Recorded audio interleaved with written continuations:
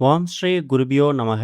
ஓம் ஸ்ரீ மகா பெரியவா சரணம். வரும் ஜூன் 29ஆம் தேதி திங்கள்கிழமை ஆனி பௌர்ணமி. 11 ஏலக்காய், ஒரே ஒரு துண்டு பட்டை இருந்தாலே போதும். ராஜ வாழ்க்கை அமையும், பணம் சேரும். அது என்ன வழிபாட்டு முறைன்னு பார்க்கறதுக்கு முன்னாடி நம்மளோட வீடியோஸை இப்போதான் நீங்கள் ஃபர்ஸ்ட் டைம் பார்க்குறீங்கன்னா மறக்காமல் சப்ஸ்கிரைப் பண்ணிக்கோங்க. தொடர்ந்து இது மாதிரி அப்டேட் தெரிஞ்சுக்கிறதுக்கு பக்கத்தில் நோட்டிஃபிகேஷன் பெல்லை கிளிக் பண்ணி ஆல் அப்படிங்கிறத செலக்ட் பண்ணிக்கோங்க. இப்போ ஆனி பௌர்ணமி அன்னைக்கு ஏலக்காய் பட்டை வைத்து என்ன மாதிரி பரிகாரம் செய்ய போகிறோம் அப்படிங்கிற பற்றி தெளிவாக தெரிஞ்சுக்கலாம். ஒரு மாதமும் வரக்கூடிய பௌர்ணமிக்குன்னு தனி விசேஷம் இருக்கு. சித்திரை மாதத்தில் வரக்கூடிய சித்ரா பௌர்ணமி, ஆடி மாதத்தில் வரக்கூடிய ஆடி பௌர்ணமி, இந்த வரிசையில் ஆனி மாதத்தில் வரக்கூடிய தமிழ் மாதங்களில் 3வது மாதத்தில் வரக்கூடிய இந்த பௌர்ணமிக்கு இருக்குல்ல, இதுக்கு ஒரு தனி சக்தி இருக்குது. இந்த நாளில் அம்மன் வழிபாடு, அம்பாள் வழிபாடு ரொம்ப முக்கியம். ஆனி மாத பௌர்ணமி தினத்துல விரதம் இருந்து இறைவனை வழிபடுவது மூலயமாவும், இரவு நேரத்துல சந்திர தரிசனம் செய்யறது மூலயமாவும் அற்புதமான பலன்களை பெற முடியும். அதைவிட முக்கியமானது, அம்பாள் அம்மன் சொல்லக்கூடிய பெண் தெய்வங்களுக்கு முக்கணிகள் படைத்து வழிபடுவது விசேஷம்.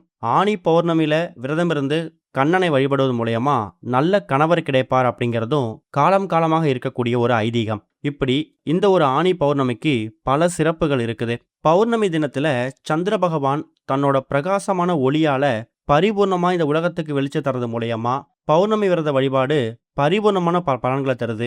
பௌர்ணமி தினத்துல எந்த தெய்வத்தை நினைத்து விரதம் வந்து வழிபட்டாலும், எதை நினைச்சு வழிபடுறோமோ கண்டிப்பா அது நடக்கும். ஒரு வருஷமும் ஆனி மாதத்துல வரக்கூடிய இந்த பௌர்ணமி பொதுவா மூல நட்சத்திரத்துல வரும். இந்த வருஷமும் அப்படிதான் வந்திருக்கு. ஆனா இது மட்டும் இல்ல, இதுக்கு இன்னொரு சிறப்பம்சமும் இருக்கு. இந்த வருஷம் வந்திருக்கக்கூடிய இந்த ஆனி பௌர்ணமி நமக்கு திங்கக்கிழமையில வந்திருக்கு. திங்கக்கிழமை பொதுவா ஒரு பக்கம் சிவபெருமானுக்கும் உகந்தது, இன்னொரு பக்கம் சந்திர பகவானுக்கும் உகந்த சோமவாரம். இந்த 2 தெய்வங்களுக்கும் உரிய இந்த ஒரு நாள்ல நாம பண்ணக்கூடிய பௌர்ணமி சம்பந்தமான பரிகாரங்கள் நிச்சயம் கை கொடுக்கும். அப்படிப்பட்ட இந்த ஆனி பௌர்ணமிக்கான இந்த பௌர்ணமி திதி இருக்குல்ல, அது ஜூன் 29ஆம் தேதி திங்கக்கிழமை அதிகாலை 4:22 தான் பிறக்குது. அது மறுநாள் செவ்வாய்க்கிழமை காலை 6:11 வரைக்கும் இருக்கு. திங்கக்கிழமையில காலையில 7:09 ராகு காலம், 10:12 யமகண்டம். பௌர்ணமிக்கு பகல் நேரத்தில் பூஜை பண்ணக்கூடியவங்க இந்த 2 நேரங்களையும் தவிர்த்திடலாம். காலையில பூஜை பண்றதுக்கு நல்ல நேரம் காலையில 6:15 7:15. அதை விட்டீங்கன்னா 9:15 10:15. இது இயல்பா நீங்க பூஜை பண்றதுக்கான நேரம். ஆனா சந்திர பகவானுக்கு உரிய பௌர்ணமி தினத்துல முழு நிலவு பிரகாசமாக தெரியக்கூடிய நேரத்துல வீட்டோட பூஜையில விளக்கேற்றி வச்சுட்டு நம்ம சந்திர பகவான்ல ஆரம்பித்து சிவபெருமான் வரைக்கும், கூடவே அம்மன் அம்பாள் இவங்க எல்லாருக்குமான வழிபாடை செய்யறது விசேஷம்தான். மா பலா வாழை இந்த முக்கணிகள் ரொம்ப விசேஷம். இந்த முக்கணிகள்ல ஒரு பழம் கிடைச்சாலும் பரவாயில்ல, சாஸ்திரத்துக்கு இதை எடுத்துட்டு வீட்டோட பூஜையில வச்சு படைச்சிட்டு அதுக்கப்புறம் அதை நீங்க எடுத்துக்கணும். முழு நிலவு பிரகாசமாக தெரியக்கூடிய அந்த நேரத்துல வீட்டோட பூஜையில விளக்கேற்றி வச்சுட்டு உங்க வீட்டுல இருந்து எங்க இருந்து பார்த்தா முழு நிலவு தெரியுதோ அங்க போயிட்டு சந்திர பகவானை குடும்பத்தோட பிரார்த்தனை பண்ணணும். ஓம் சந்திரமௌலீஸ்வராய நமக அப்படிங்கிற மந்திரத்தை ஒரு 3 முறை உச்சரிச்சுட்டு, சந்திர பகவானே, உங்க ஒளி எப்படி இந்த உலகம் முழுக்க பரவி வெளிச்சத்தை கொடுக்குதோ அதே மாதிரி இருள்ல இருக்கக்கூடிய எங்க வாழ்க்கை பிரகாசமா மாறணும்னு மனசார பிரார்த்தனை பண்ணிக்கோங்க. பௌர்ணமி தினத்திலையும் அமாவாசை தினங்கள்லையும் சந்திர பகவான் வழிபாட்டுக்கு முக்கியமான காரணம் குடும்பத்தில் ஏற்படக்கூடிய சண்டை சச்சரவுகள், குழப்பங்கள், கணவன் மனைவி கிடைக்கிற கருத்து வேறுபாடு, இது எல்லாரும் நீங்குவதற்கான வழிவகையை சந்திர பகவான் ஏற்படுத்துவார்.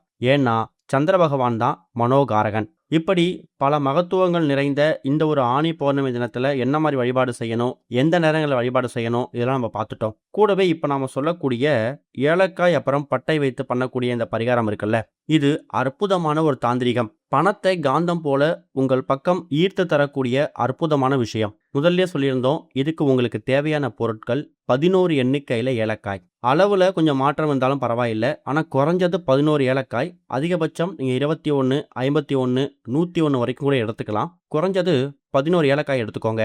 அடுத்ததா ஒரே ஒரு துண்டு பட்டை, சமையலுக்கு பயன்படுத்தக்கூடியது.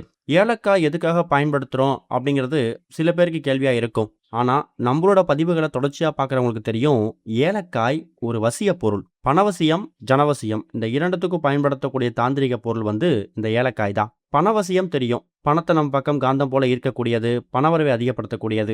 ஜனவசியம்னா உங்க பேச்சை மற்றவங்க கேட்கறது, இந்த சமூகத்துல நல்ல அந்தஸ்து உருவாகிறது, வேலை பார்க்கக்கூடிய இடத்துல உங்க பேச்சை உங்களுடைய உயர் அதிகாரிகளை மதிக்கிறது, இது எல்லாமே ஜனவசியத்துல சேரும். அப்படிப்பட்ட பேரு புகழை ஏற்படுத்தக்கூடிய பொருளும் இந்த ஏலக்காய் தான். பட்டை ஒரு காரிய தடை நீக்கி மகாலட்சுமி தாயார் வாசம் செய்யக்கூடிய 108 பொருட்கள்ல அற்புதமான வாசனை மிகுந்த பொருள் இந்த பட்டை. வீட்ல காரியத்தடை அதிகமா இருக்கு, எந்த வேலையை தொட்டாலும் அது தடங்கல் ஆகுது, முழுமையா பூர்த்தி அடைய மாட்டுது அப்படிங்கிறவங்களுக்கு அற்புதமான வரப்பிரசாதமான தாந்திரிக பொருள் இந்த பட்டை. இப்ப இந்த 2 பொருட்களையும் எடுத்து வச்சுக்கணும். ஆனா இந்த 2 பொருட்களையும் எப்படி பயன்படுத்துறீங்க அப்படிங்கிறது ரொம்ப முக்கியம். 11 எண்ணிக்கையிலயோ இல்ல 21 எண்ணிக்கையிலயோ உங்களால எவ்வளவு முடியுதோ ஏலக்காய் எடுத்து வச்சிருக்கீங்கல்ல, அதை அப்படியே பூஜையில வச்சு பயன்படுத்தாம மஞ்சள் நிற நூலை எடுத்து அந்த 11 ஏலக்காயையும் ஊசியை வைத்து கோர்த்து நீங்க மாலையா தயார் செய்யணும். ரொம்ப எளிமையா சொல்லணும்னா, நீங்க எடுத்து வைத்திருக்கக்கூடிய ஏலக்காயில ஒரு ஏலக்காய் மாலைய மஞ்சள் நிற நூலை பயன்படுத்தி ஊசி மூலியமா கோர்த்து மாலையை தயார் செஞ்சு ரெடியா வச்சுக்கோங்க. பட்டையில நீங்க எதுவும் பண்ண வேணாம், அது அப்படியே இருக்கட்டும். வீட்டோட பூஜை அறையில மாலை ஒரு 6-7 மணிக்கு மேல சந்திர பகவானோட முழு நிலவு தெரியக்கூடிய அந்த நேரத்துல விளக்கெல்லாம் ஏற்றி வச்சிடுங்க. உங்க வீட்ல மகாலட்சுமி தாயார் போட்டோ புகைப்படம் இருக்கும், சிலை இருந்தாலும் பரவாயில்ல. அப்படி ஒருவேளை மகாலட்சுமி தாயார் போட்டோ சிலை இல்லைங்கிறவங்க வீட்டில் இருக்கக்கூடிய அம்மன் அம்பாள் போட்டோவுக்கு இதை சமர்ப்பிக்கலாம். 11 எண்ணிக்கையில தயார் செய்யக்கூடிய இந்த ஒரு ஏலக்காய் மாலையை மகாலட்சுமி தாயாருக்கோ இல்ல அம்பாளுக்கோ அம்மனுக்கோ சமர்ப்பிச்சுட்டு அவங்களோட பாதத்துல அந்த ஒரே ஒரு துண்டு பட்டையை வச்சிடணும். வச்சுட்டு முழு நிலவு பிரகாசமாக தெரியக்கூடிய இந்த ஒரு ஆணி பௌர்ணமி தினத்துல எங்களுக்கு பணவசியம் ஜனவசியம் ஏற்படணும், எங்க வீட்டில் இருக்கக்கூடிய எல்லா விதமான காரிய தடைகளும் நீங்கி அருளாசை கிடைக்கணும், வாழ்க்கையில நல்லது மட்டுமே நடக்கணும், கெடுதல் எல்லாமே நீங்கணும்னு மனசார பிரார்த்தனை பண்ணிக்கோங்க. இந்த ஒரு பரிகாரத்தை ஒருவேளை வீட்டில் இருக்கக்கூடிய பெண்கள் செய்ய முடியலனா கூட அவங்களுடைய கணவரோ அப்பா அம்மாவோ தாராளமாக செய்யலாம், பிள்ளைகளும் செய்யலாம், தப்பு கிடையாது. ஆனால் செய்யக்கூடிய நேரம் மாலை 6 மணிக்கு மேலே. பூஜையில விளக்கெல்லாம் ஏற்றி வச்சுட்டு இந்த ஏலக்காய் மாலையை நீங்கள் மகாலட்சுமி தாயாருக்கோ அம்பாளுக்கோ அம்மனுக்கோ சமர்ப்பிச்சுட்டு அவங்க பாதத்தில் இந்த பட்டையை வச்சுடுங்க.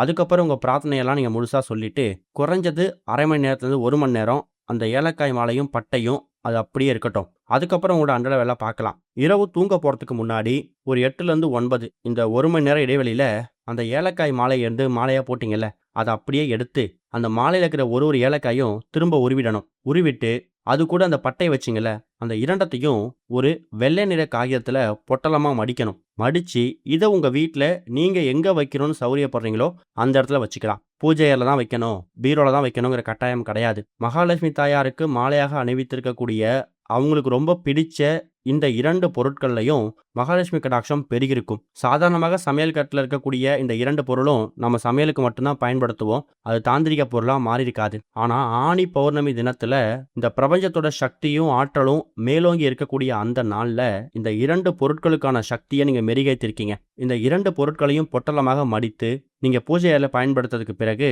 அதை நீங்கள் எங்கே வச்சாலும் சரி உங்கள் வீட்டுக்குள்ளே பணப்புழக்கம் அதிகமாகும், எதிர்பார்த்ததை விட நல்ல முன்னேற்றம் கிடைக்கும், எல்லா விதமான காரிய தடைகளும் நீங்கும், எதிர்பாராத பணவரவு ஏற்படும், வீண் விரயம் வீண் செலவு குறைக்கப்படும். 3-4 மாதத்துக்கு ஒரு முறை மட்டும் ஏதாவது ஒரு பௌர்ணமி தினத்தில் அந்த ஏலக்காயும் பட்டையும் தண்ணியில் விட்டுட்டு இதே மாதிரி பௌர்ணமியில் மறுபடியும் தயார் செய்து எங்கே எடுத்தீங்களோ அங்கேயே வச்சுடுங்க.